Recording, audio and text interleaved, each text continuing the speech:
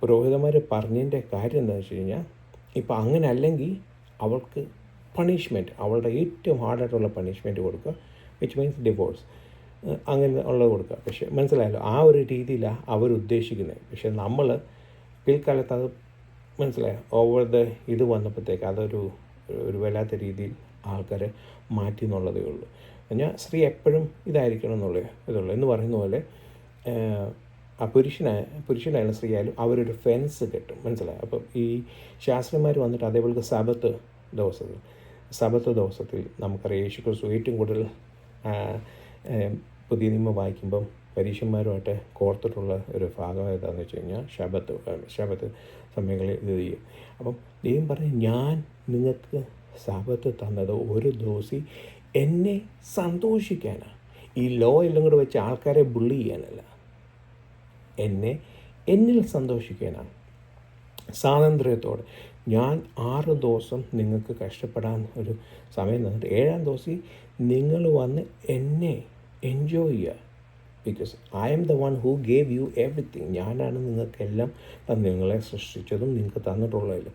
ആ ദൈവത്തെ എനിക്ക് എൻ്റെ ഫുൾ റെവറൻസിൽ എന്നെ സേവിക്കാൻ വരിക, മനസ്സിലായി, എന്നെ ഓർക്കുക.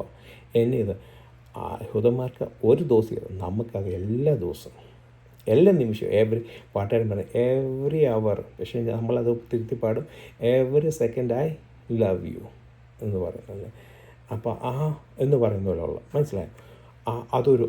ആ ഒരു സ്റ്റെപ്പ് എന്ന് പറയുന്നത് ഒരു പിതാവ് അല്ലെങ്കിൽ ഒരു മച്യൂർ അഡൽട്ട് ആകുമ്പോൾ തന്നെ അത് ചെയ്തിരിക്കണം. ആ ഒരു ഫെൻസ് കെട്ടിയിരിക്കണം. ആ ഫെൻസിൻ്റെ അകത്ത് നിന്ന് ലൈഫ് എൻജോയ് ചെയ്യുക. അപ്പം പലപ്പോഴും ഞാൻ ഇതൊക്കെ വായിക്കുമ്പോൾ യഹൂദന്മാരുടെ ജീവിതം ഒരു ബോറിങ് ലൈഫായിരിക്കും എന്നൊക്കെ ഞാൻ വിചാരിച്ചിട്ടുണ്ട്. അവരോട് ഞാൻ ഈ പഠിച്ച എന്നെ ഹീബ്രു പഠിപ്പിച്ച ടീച്ചർ അവർ ഈ കാര്യങ്ങളൊക്കെ പറഞ്ഞാൽ they are really enjoying their life. Like അവർക്കൊരു വേറൊരു ദോഷം ഇല്ല എന്നുള്ള പറഞ്ഞ എവറി ഡേ അവരത് ബ്യൂട്ടിഫുള്ളാക്കി എൻജോയ് ചെയ്യുക. പക്ഷെ നമ്മൾ വെളിയിൽ നോക്കുമ്പോൾ അവർ വലിയ പ്രയാസം പോലെ തോന്നുന്നു. അവരുടെ നമ്മുടെ പുതിയ അപ്പസ്തലപ്രവൃത്തി വരുമ്പം നമ്മുടെ പിതാക്കന്മാർക്ക് പോലും സഹിച്ചു കൂടാന്നുള്ള നുകം അത് വേറെ ഡിഫറെൻറ്റ് രീതിയിൽ ട്രാൻസ്ലേറ്റ് ചെയ്ത് വന്നിരിക്കുന്നതാണ്.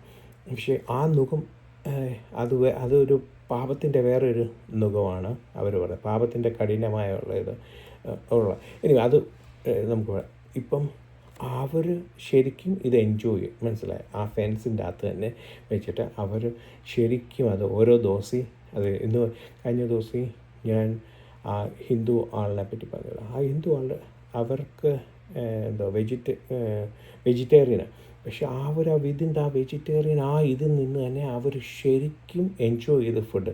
നമുക്കറിയാം, നമ്മൾ ഒരു വെജിറ്റേറിയൻ കടയിൽ പോയി എത്ര തരത്തിലുള്ള ഫുഡുകളും അവർ ആ ഫുഡിൽ കൂടെ ആസ്വദിച്ച് അവരവരുടെ ദൈവത്തെ ശരിക്കും പ്രസാദിപ്പിക്കുക, എൻജോയ് ചെയ്യുക. ഓക്കെ, അതങ്ങനെ. പിന്നെ പുരോഹിതന്മാരെ ഇത് വരുന്നുണ്ട്.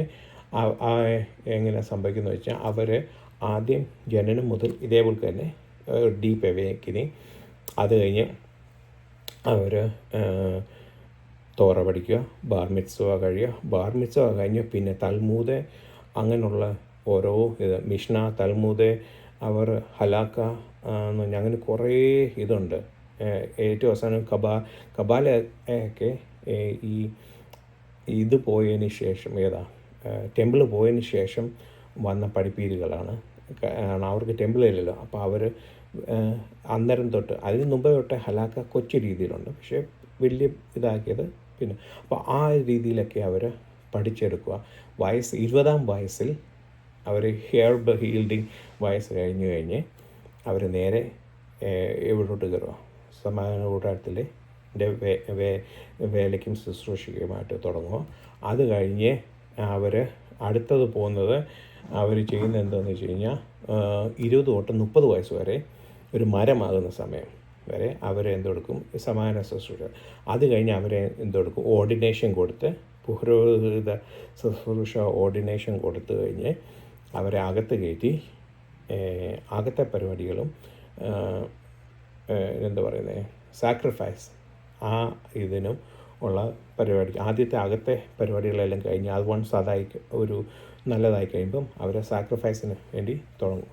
ആ സാക്രിഫൈസ് ചെയ്ത് കഴിയുമ്പം ഏറ്റവും അവസാനം അത് ആ ഒരു ശുശ്രൂഷ ഒരു നല്ല വയസ്സ് വരെ, കുറച്ച് വയസ്സ് വരെ പോകും. അത് കഴിയുമ്പോൾ അവർക്ക് എന്തോ ഒരു പുരോഹിത ശുശ്രൂഷ ഇങ്ങനെ വന്ന്, അപ്പോൾ അറ്റ് ദ സെയിം ടൈം അവർക്ക് പിള്ളേരെ പഠിപ്പിക്കണം. അതാണ് see within it Masriya Sara എന്ന് പറയുന്നത്. അത് ഇത് ചെയ്യുക. സാറാബോ മസ്രിയ സാറാബോ എന്ന് പറയുന്നത്. അപ്പോൾ അത് പഠിപ്പിക്കുക, മനസ്സിലായി. ഇനിയും വരുന്ന തലമുറയെ വളർത്തിയെടുത്തുകൊണ്ട് വരിക, അവരെ ചെയ്തുകൊണ്ടിരിക്കുക. അത് കഴിഞ്ഞ് ലാസ്റ്റത്തെ സ്റ്റേജാണ് മഹാപുരോഹിത ശുശ്രൂഷ എന്ന് പറയുന്നത്. അതാണ് ലെമീനോ, മസ്രിയ സാറ ലെമീനോ എന്ന് പറയുന്നത്. അക്കോർഡിംഗ് ടു ഇറ്റ്സ് കൈൻഡ്, മനസ്സിലായി.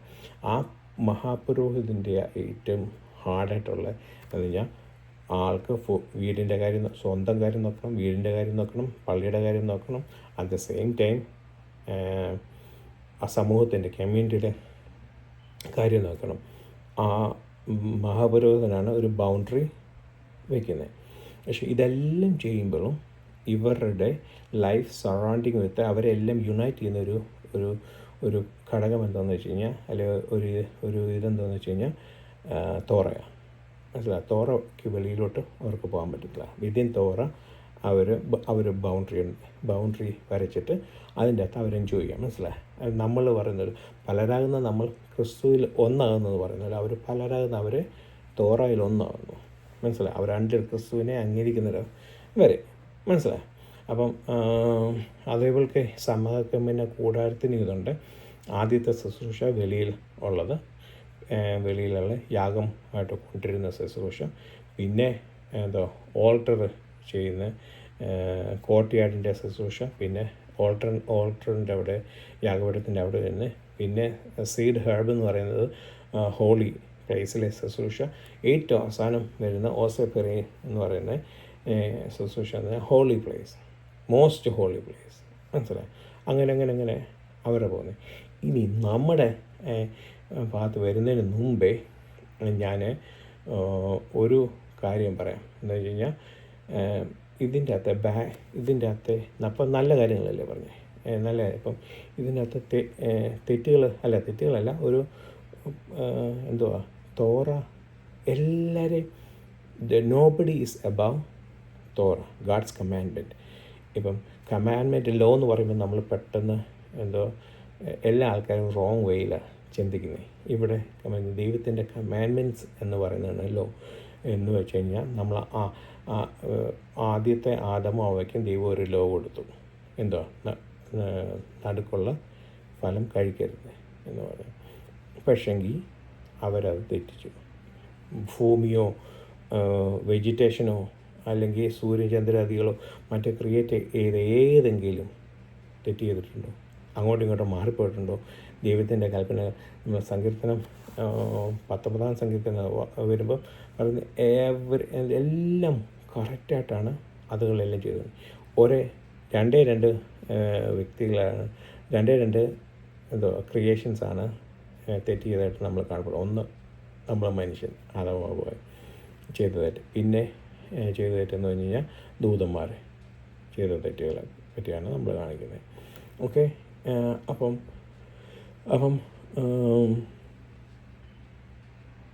ഈ എവറിത്തിങ് ഇസ് ലോ, ദൈവത്തിൻ്റെ കമാൻഡ്മെൻറ്റ് ലോ, അത് ഇവരെ എല്ലാം ബൈൻഡ് ചെയ്യുന്ന ഒരു ഘടകം എന്ന് പറഞ്ഞാൽ തോറ, ഗാഡ്സ് കമാൻഡ്മെൻറ്റ്, മനസ്സിലായി.